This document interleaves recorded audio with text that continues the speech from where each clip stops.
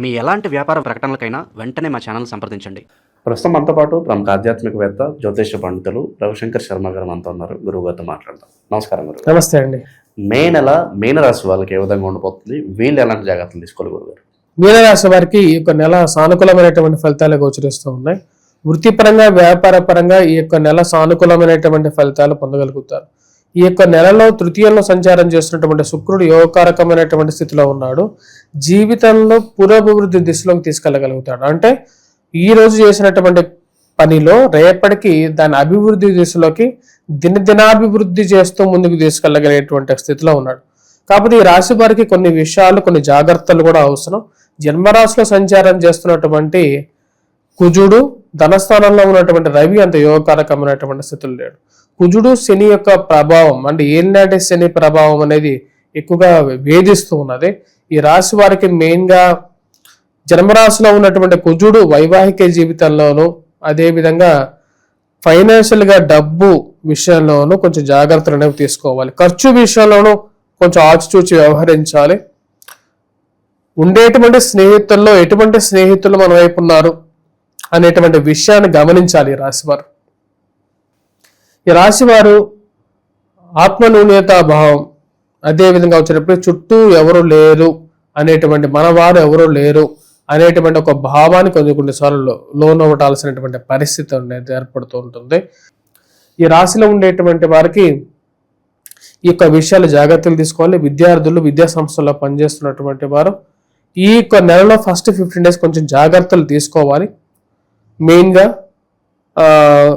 ఈ ఎగ్జామ్స్ కోసం ప్రిపేర్ అవుతున్నటువంటి టైం కాబట్టి ఎక్కువగా కాన్సన్ట్రేట్ చేయడానికి ఎక్కువగా ప్రయత్నం చేయాలి. ఈ రాశిలో ఉండేటువంటి వారికి వృత్తిపరంగా, వ్యాపార పరంగా 15 తర్వాత కొన్ని ఉద్యోగ పరంగా కూడా అవకాశాలు రావడానికి కూడా సరైనటువంటి సమయంగా గోచరిస్తుంది. నూతన ఉద్యోగ మార్పు చేర్పులు చేయడానికి కూడా 15వ తారీఖు తర్వాత అనుకూలమైనటువంటి ఫలితాలు ఎక్కువగా పొందగలుగుతారు. ఇక ఈ నెలలో ప్రత్యేకంగా పలానా విషయంలో మీరు ఏదో ఆ విభాగంలో మీరు ఎంటర్ అయితే మీకు నష్టం జరుగుతుందంటే ఏం చెప్తారు? దేనికి చాలా దూరంగా ఉండాలి వీళ్ళు?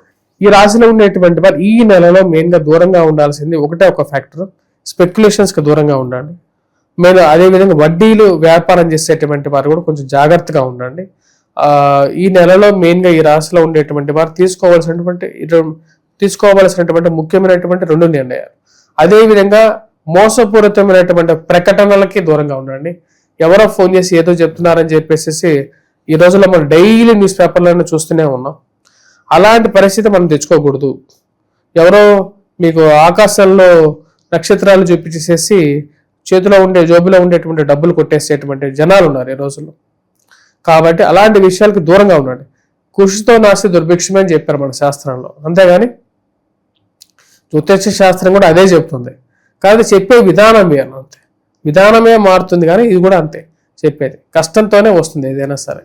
కానీ ఈ రాశి వారికి ఏదో భయాందోళన ఏదైనా అవుతుందేమో నాకు అనేటువంటి కొన్ని ఆలోచనలు ఉన్నప్పటికీ ఈ రాశి వారికి ఫస్ట్ హాఫ్ కొంచెం స్లో డౌన్లో ఉంటుంది.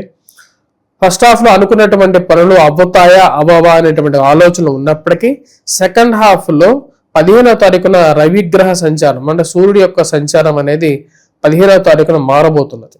వృషభంలోకి ఎప్పుడైతే రవి యొక్క సంక్రమణం జరుగుతున్నదో అప్పటి నుంచి ఈ రాశి వారికి సానుకూలమైనటువంటి ఫలితాలు పొందగలుగుతారు. వృత్తిపరంగా, వ్యాపార పరంగా అనుకూలంగా ఉంటుంది. ఉన్నతాధికారుల యొక్క మెప్పు పొందగలుగుతారు. జాబ్ పరంగా అనుకూలంగా ఉంటుంది. కానీ ఖర్చు విషయంలో కొంచెం ప్రాబ్లమాటిక్ సిచ్యువేషన్ ఏర్పడుతూ ఉంటుంది. జన్మరాశిలో ఉన్నటువంటి కుజుడు 12వ తారీఖున ధనస్థానంలోకి మారుతున్నాడు, స్వస్థానంలోకి మారుతున్నాడు. కోపంతో తీసుకున్నటువంటి నిర్ణయాలు, అవి కోపంతో చేసినటువంటి నిర్ణయాలు ఏమవుతుంది, నేను ఈరోజు మీకు కోపం పడి అన్నం మీద అలిగామనుకోండి, ఏమవుతుంది, ఆ రోజు అన్నం తినకుండా మన కడుపే మారుతుంటుంది. అదేవిధంగా మనకు వచ్చినటువంటి అవకాశాల్లో మనకి ఎవరో నచ్చలేదు అనేటువంటి వారితో గొడవ పెట్టుకున్నాం అనుకోండి, అవకాశం నీకు రాదు, ఇంకొకరికి వెళ్ళిపోతుంది. అలాంటి కొన్ని నిర్ణయాలు తీసుకునేటప్పుడు కొంచెం జాగ్రత్తగా లౌకికంగా ఆలోచించాలి. ఎప్పుడైనా మనస్సులో కోపం అనేది ఎక్కువగా ఉన్నట్లయితే దానిలో ప్రశాంతత అనేది దూరం అయిపోతుంటుంది. కోపం అంధకారంగా ఉంటుంది, ప్రశాంతత అనేది వెలుగుగా ఉంటుంది అన్నమాట. అందుకనే భగవంతుడు ఆత్మస్వరూపం అనేది మనస్సులో జరగాలంటాడు ఆదిశంకరాచార్యుడు. అంటే నీ మనస్సులో ఉండేటువంటి వెలుగు ఆత్మ ఎప్పుడైతే ప్రకాశిస్తూ ఉంటుందో సూర్యుడిలాగా, ఆటోమేటిక్గా చీకటి అనేది ఏమైపోతుంది, చీకటి అనేది వెళ్ళిపోతూ ఉంటుంది. కాబట్టి అదే విధంగా కోపం మంచిది. కోపం నీకు అవకాశాలను దూరం చేస్తుంటుంది. శాంతం అనేది నీకు అవకాశాలను పెంచుతూ ఉంటుంది, నిన్ను మంచి పొజిషన్లోకి తీసుకెళ్తూ ఉంటుంది. అదే విధంగా శాంతంగా ఉన్నప్పుడు ఆలోచించే శక్తి కూడా ఉంటుంది. కొంతమంది మనం చూస్తూ ఉంటాం చాలా ప్రశాంతంగా ఉంటారు, నిర్ణయం తీసుకునేటప్పుడు తొలగరో వణకరు. వాళ్ళ సక్సెస్ రేట్ కూడా అదే విధంగా ఉంటుంది, ఆలోచించి తీసుకుంటారు. అదేవిధంగా ఈ రాశిలో ఉండేటువంటి వారికి కుజుడు ఎప్పుడైతే ధనస్థానంలో ఉన్నప్పుడు తన యొక్క శాంత గుణం సాత్వికంగా వీరు శాంత స్వరూపులు. ఎందుకంటే గురువు జన్మరాశ్యాధిపతి కాబట్టి శాంత స్వరూపము లౌకికంగా ఆలోచించేటువంటి ఒక శక్తి కూడా ఉంటుందన్నమాట. కానీ ఎప్పుడైతే ఈ రాశి వారికి ఈ యొక్క కుజుడు ధనస్థానంలోకి వస్తాడో ఆటోమేటిక్గా కోపం, అనుకోకుండా వచ్చేటువంటి కోపం కొన్ని ముఖ్యమైనటువంటి అవకాశాలను దూరం చేసేటువంటి అవకాశం ఉంది. కాబట్టి ఈ రాశి వారు జాగ్రత్తగా ఉండాలి. మీకున్నటువంటి పేరు ప్రఖ్యాతులు గౌరవాన్ని మీరే కాపాడుకోవాలి. అప్పులు ఇచ్చేటువంటి విషయంలో ఈ నెల ఈ రాశి వారు చాలా జాగ్రత్తగా ఉండాలి. ఆ అప్పులు తిరిగి వసూలు చేసుకోవడం కూడా కొన్నిసార్లు కష్టసాధ్యంగా మారుతుంటుంది. ఈ రాశిలో ఉండేటువంటి వారికి మెయిన్గా ఈ యొక్క శని ప్రభావం ఉద్యోగ పరంగాను స్ట్రెస్, భయాందోళన కలిగించేట. ఉద్యోగం భయం ఎందుకు కలుగుతూ ఉంటుంది? భయం ఎందుకు కలుగుతుంటుంది అంటే దానికి కారణం నీ మీద నీకు నమ్మకాన్ని కోల్పోతున్నావు అనేటువంటి ఒక ఆలోచన కలిగితే. కానీ ఆ యొక్క నమ్మకాన్ని కల్పించేటువంటిది ఎవరు అంటే ఆంజనేయ స్వామి కలిగించగలుగుతాడు.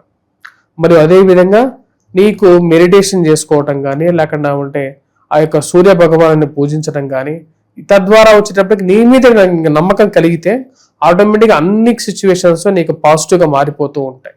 గురుగారు, మరి మీనరాశి వాళ్ళకి ఈ మే నెలలో ఎలాంటి పరిహారాలు చేసుకోవాలి? ఎల్లాటి చెల్లో కూడా ఉన్నారు కదా, మరి దానికి సంబంధించి పరిహారాలు కూడా తెలియజేయండి. ఈ యొక్క రాశిలో ఉండేటువంటి వారు చిన్న పరిహారాలు ఇంట్లోనే చేసుకోవచ్చు. మెయిన్గా వెంకటేశ్వర స్వామి దేవాలయ దర్శనం చేసుకోవటం, కొంచెం మెడిటేషన్ చేసుకోవటం ద్వారా మీ మీద మీకు నమ్మకాన్ని ఎక్కువగా పెంపొందించుకోండి. అదేవిధంగా దానం చేయండి. ఏదైనా సరే దానం చేయటం వల్ల మీకు ఏమొస్తుంది, నాకేమొస్తుంది, వాళ్ళకి ఇస్తే అనేది కాదు. ఇక్కడ ఎవరికైనా సరే లేని వాళ్ళకి దానం చేయటం వల్ల మీ దగ్గర ఉన్న ఎంతో కొంత రూపాయి 10 రూపాయలు ఎంతో కొంత ఇచ్చినా సరే తద్వారా ఏమవుతుంది అంటే సంచిత కర్మలు పెరుగుతాయి. అంటే మంచి పనులు చేయటం వల్ల మీకు పాప ఫలం అనేది నశించి పుణ్యఫలం అనేది పెరుగుతూ ఉంటుంది. అవి మీకు మంచి పాజిటివ్ రిజల్ట్స్ అనే ఇవ్వగలుగుతాయి అన్నమాట. అంటే మీరు చేసేటువంటి మంచి మీకు మంచినే ఇస్తుంది, మీరు చేసేటువంటి చెడు మీకు చెడునే ఇస్తుంది అన్నమాట. మరి చెడుని చేసి మంచి నిర్ణయాలు కావాలనుకుంటే ఎలా వస్తాయి అంటాడు వశిష్ఠుడు అన్నమాట. అంటే మనిషి చేసేదేమో చెడు, కోరుకునేదేమో సుఖమైనటువంటి నిద్ర, సుఖమైనటువంటి ఆనందం, సుఖమైనటువంటి ఐశ్వర్యం కావాలని చెప్పి కోరుకుంటాడు. అంటే ఒక పుండి మీద వాలినటువంటి పురుగు అది తినేదివేమో పస్సును తింటుంటుంది, అంటే ఏంటి ఆ చీముని తింటుంటుంది. కానీ అది కోరుకునేటువంటి ఆలోచన అంటే నేను ఎవరు చూడట్లేదని చెప్పి తింటుంటుంది ఆ పురుగు. కానీ అది కోరుకునేటువంటి ఏంటి అంటే సుఖమైనటువంటి గృహాలు, సుఖమైనటువంటి ఆనందమైనటువంటి జీవితాలు కోరుకుంటుంది. మనం చేసేటువంటి పని మంచిదైతేనే మనకు వచ్చేటువంటి పుణ్యం కూడా మంచిగా ఉంటుంది, మన యొక్క జీవితం కూడా ఆనందదాయకంగా ఉంటుంది. ఈ రాశిలో ఉండేటువంటి వారు హనుమాన్ చాలీసా కూడా చదవాలి.